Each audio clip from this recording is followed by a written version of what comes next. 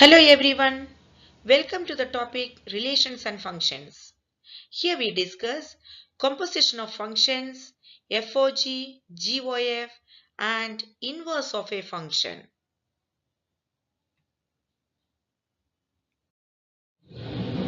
Let f from x to y be an invertible function. Show that inverse of f inverse is equal to f. Let's take x and y, two sets with some elements, and f is given from x to y and it is told it is invertible function. It is given that f from x to y is invertible function. Hence, there is an inverse f inverse from y to x. Since it is invertible, there must be a function from y to x, and which is f inverse, such that f inverse of equal to identity function and f of f inverse is equal to identity function. This is straight away from the definition of inverse. Definition of inverse says, for a function f to have an inverse, there should be a function from y to x such that f of f inverse is equal to I and f inverse of f equal to I. Only then this function can be called inverse function. Now, consider this f inverse as a new function. We have a new function from y to x.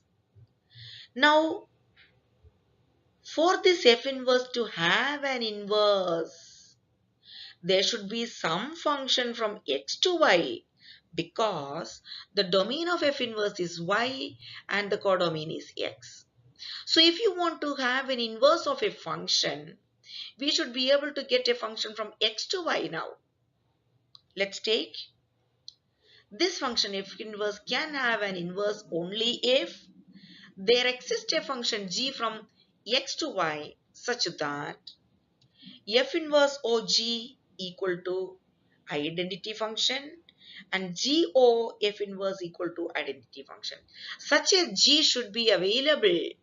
Only then we can say f inverse has an inverse.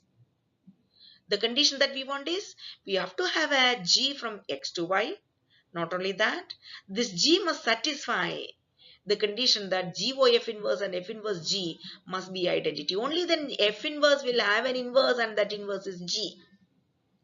Look, this is the condition. But there is already a function from x to y. We were looking for a function from x to y to satisfy this condition. We were looking for a g function from x to y. We already have a f function from x to y. Is it actually satisfying this condition? In place of g, if you keep f, is it coming true? Yes, of course, in place of g, you place this f. You already have written it here. In place of g, we may treat this f itself. This f is from x to y as well as this f placing here, you are getting these equations, which was already there. So, this g is the inverse of f inverse. G is same as the f. So, this f is the inverse of this f inverse by this definition.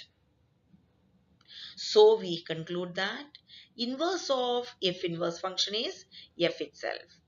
Inverse of this inverse function is f itself. We tried taking another one which happened to be satisfying every feature same as this f. It is defined from x to y as well as satisfying the identity conditions. Hence, we need not look for another g to get its inverse. This itself is the inverse of f inverse. So, inverse of f inverse is f itself.